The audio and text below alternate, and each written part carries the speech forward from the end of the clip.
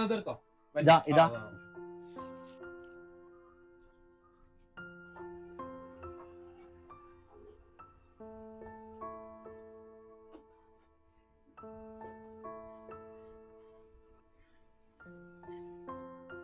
അല്ല, നിങ്ങൾ ഉദ്ദേശം നടക്കേണ്ട ഉദ്ദേശമൊന്നുമില്ലേ?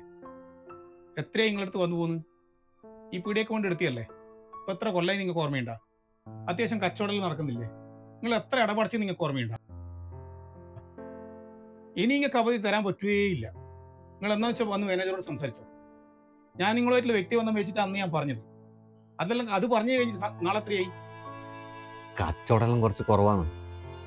ഒറ്റൊരു മാസം കൂടി പലിശ അടച്ചിട്ട് എങ്ങനെയെങ്കിലും നിർത്തിക്കാൻ പറ്റില്ല. എല്ലായിട്ടും എത്രോട്ടം പറഞ്ഞു. ഇനി പലിശേന്റെ സമയം എല്ലാം കഴിഞ്ഞു.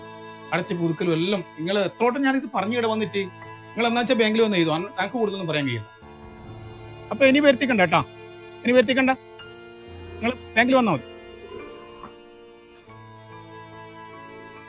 ഇതിപ്പോ 130, പിന്നെ പഴയ ഒരു 300 ചില്ലറയുണ്ട്. ഇതും കൂട്ടി അതിന്റെ അകത്ത് എഴുതിക്കോ. 5 തരാം. എഴുതിയത് പറ്റു കയറുന്നു. ഇങ്ങനത്തെ ആളല്ല ഇടാം. ഞാൻ പിന്നെ ഏടുന്നെടുത്തിട്ട് ഇറക്കാനാ. നിങ്ങൾ പറഞ്ഞ വളരെ ശരിയാട്ടാ. എല്ലാ പീഡക്കാരുടെ അവസ്ഥ തന്നെയാണ്.